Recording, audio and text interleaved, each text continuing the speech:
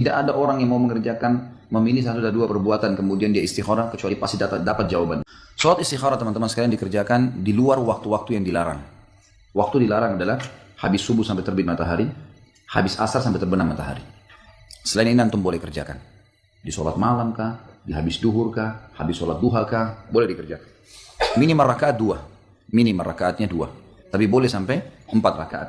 Boleh sampai 4 rakaat. Jawaban itu bisa 3 hal. Yang pertama bisa mimpi. Yang kedua ini adalah kecenderungan. Kecenderungan jiwa. Jadi kita lebih cenderung dengan A atau B. Pekerjaan kah, tujuan kah, sasaran kah, atau lawan jenis yang akan kita menikah dengannya. Yang ketiga, datang dalam bentuk informasi. Jadi kita harus berbangga, apa-apa aja Fatihah aja. Mau ngapain Fatihah? Perasaan gak enak, Fatihahin aja ya Allah. Kenapa jiwaku gelisah, pikiranku sempit, dadaku terasa tidak nyaman. Baca Fatihah. Biar tidak bergantung kepada doa-doa orang. Kadang kita bergantung dengan ruqyah, bergantung kepada doa ustadz, bergantung. Dan ini berbahaya. Berbahayanya membuat hati kita berkiblat kepada selain Allah Subhanahu.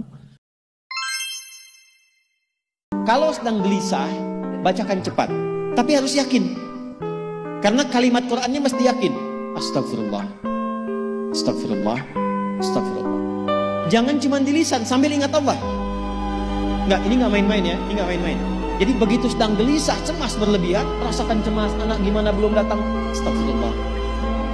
Tapi sampaikan ke jiwa, ingat Allah, astagfirullah, astagfirullah. Sampai terjadi perubahan dalam hatinya, merasakan ketenangan. Astagfirullah, astagfirullah.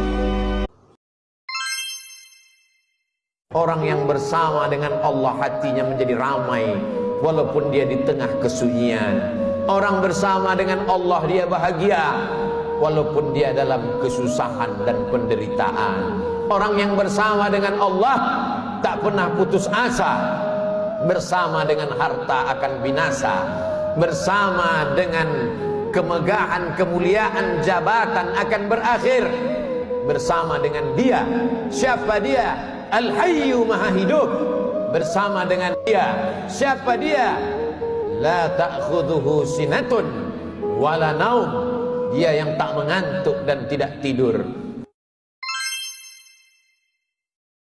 Bagaimana cara menenangkan hati sehingga pikiran ikut tenang? Ini langsung dari Allah. Ala bidzikrillahi tatma'innul qulub. Kata Allah, ala, yakinkan pada dirimu. Fokus. Ala itu harful istikhbar wa taukid. Huruf yang berfungsi membuka informasi dan meyakinkan. Jadi kalau ibu ingin tenang, ada yang divonis cemas berlebihan, anxiety. Pertama kata Quran mesti yakin dulu nih. Lawan itu yakinkan pada diri. Bidzikrillahi, dengan banyak meningkatkan zikir kepada Allah, tatmainnul qulub, dampaknya ke hati memberikan ketenangan. Kadang-kadang kita dengan manusia ini kadang suka perhitungan. Kita baik kalau orangnya baik. Kita senyum kalau orangnya senyum. Kita tuh terlalu transaksional dengan manusia. Gak bisa kayak gitu. Kalau kita mau berbuat baik kepada manusia dan berharap balasan dari dia, kemungkinan besar kita kecewa. Terus gimana cara membangun hubungan baik dengan manusia? Berakatlah dengan Allah, bukan dengan mereka. Ketika kita mau berbuat baik dengan tetangga, berakatlah dengan Allah, bukan dengan tetangga. Jangan sampai kita bantu tetangga, kita ingat nih, awas aja nanti kalau saya butuh dia gak bantu. Gak kayak gitu akadnya. Kalau kayak gitu, kemungkinan besar kita kecewa.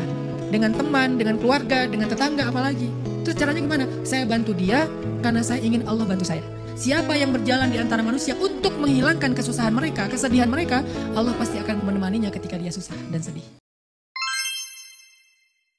Jika sedang mendapatkan kegelisahan, jika merasakan gejolak-gejolak di dalam hati, alih-alih membuat status-status di media sosial atau berbicara ke kanan dan ke kiri yang tidak menghadirkan solusi, maka nasihat dari Allah, ambil wudhu, menghadap ke arah kiblat, buka mushaf, dan bacalah Al-Quran itu.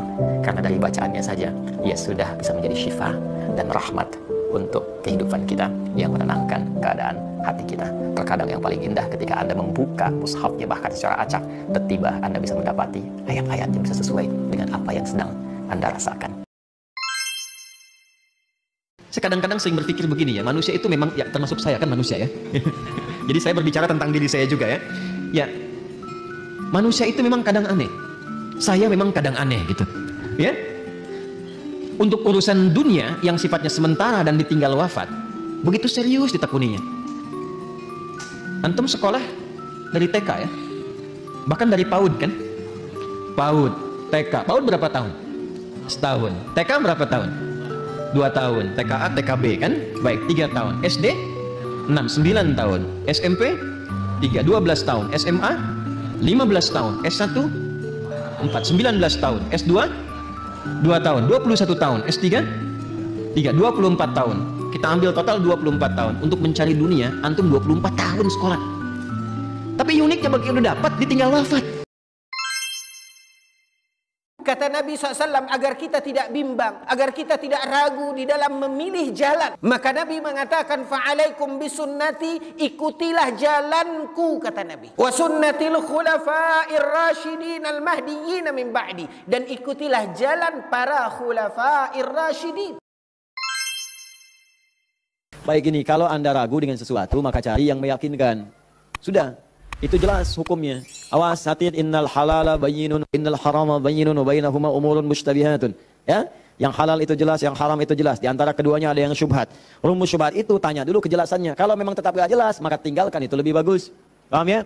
Saya kerja usaha di bank konvensional, bagaimana hukumnya? Kalau ada ribanya haram hukumnya. Kalau kemudian tidak mendapati yang lain dan darurat hidup ada di situ, maka sifat daruratnya muncul. Tapi darurat sifatnya sementara, bukan sementerus. Jadi sambil di situ, antum mencari pekerjaan lain. Ya, ada di bank syariah misalnya, ada yang lain misalnya, silakan masuk ke situ. Rasa takut dari jangan sampai terulang lagi dari kecelakaan, dari musibah, itu hal yang wajar. Yang penting jangan rasa takut itu berlebihan sampai menahan diri kita tidak beraktivitas gara-gara takut, tidak mau keluar rumah, tidak mau ketemu siapa-siapa. Jadinya kalau berlebihan nanti ujung-ujungnya jadi was-was. Ya, sampai mau ketemu orang di rumah ya was-was, jangan-jangan ini, jangan-jangan gitu. Makanya boleh kita takut sebagai manusia dan sifat manusiawi, tapi jangan berlebihan takut. Dan saya orangnya percaya takdir. Kalau Allah takdirkan apa yang kamu dapat tidak akan menjadi salah sasaran. Kalau apa yang menjadi salah sasaran tidak mungkin. Maka ada dua. Kepada Allah Ta'ala istikharah. Salat sunat 2 rakaat istikharah. Yang kedua, minta pendapat orang lain. Kumpulkan dulu. Fa idza azamta, kalau sudah azam tekad, fatawakkal 'ala Allah. Bertawakal kepada Allah. Maka ada dua. Kepada Allah Ta'ala istikharah. Salat sunat 2 rakaat istikharah. Yang kedua, minta pendapat orang lain. Kumpulkan dulu. Fa idza azamta, kalau sudah azam tekad, fatawakkal 'ala Allah. Bertawakal kepada Allah. Bagaimana cara kita agar tidak menyesali pilihan yang sudah kita ambil? Untuk itulah ada perencanaan. Dan untuk itulah ada syariat. Namanya manusia senantiasa berbuat kesalahan. Kita pasti berbuat kesalahan. Jangankan kita tahu tentang masa depan. Masa lalu kita aja banyak kita sesali. Nah, maka caranya untuk tidak menyesal adalah kita membuat satu pilihan yang di situ adalah Allah menjadi penentunya. Contoh, saya jadi seorang muslim, saya nggak bakal menyesal karena saya punya dalilnya, saya punya argumennya, saya tahu bagaimana Allah mintanya. Jadi saya nggak akan menyesal jadi seorang muslim. Saya bersedekah, saya nggak akan menyesal. Kenapa? Saya sudah tahu kenapa saya mensedekahkan, saya sudah tahu siapa yang nyuruh saya sedekah, dan saya sudah tahu koridornya. Nah, maka belajarlah agama supaya keputusan yang kita buat ke depan adalah bukan keputusan yang kita sesali karena ini Allah yang nyuruh. Pastikan keputusan Anda juga karena Allah. Untuk tahu keputusan Anda karena Allah gimana? Anda harus belajar Islam. Ngaji, yuk ngaji. Nusus itu harus ada andil laki-laki di dalamnya. Harus ada andil laki-laki dalam hal ini suami untuk mendidik istri. Karena tugas laki-laki kan ada 3. Menafkahi, melindungi, dan mendidik. Ya. Ar-rijalu qawwamun 'alan nisa. Laki-laki itu adalah pemimpin bagi wanita, penanggung jawab. Yang menikah siapa? Nah, laki dan perempuan. Laki-laki. Laki-laki yang menikahi, perempuan dinikahi. Jadi seharusnya laki-laki lah yang bertanggung jawab atas wanita tersebut. Kalaupun wanita itu nusus, maka lakukan 3 cara. Yang pertama, wanita itu dididik dulu, dinasihatin. Kalau tanpa dinasihati lagi, sudah dinasihati tapi masih nusus, maka dipisahkan tempat tidur dulu. Tetapi dalam satu atap. Dalam satu atap. Kemudian masih lagi, maka dibolehkan untuk memukul dengan cara memberikan peringatan. Tapi bukan pukulan fisik ya. Ambil siwak, siwak itu tanda siwak itu loh kayu kecil loh. Jadi bukan dipukul sampai babak belur.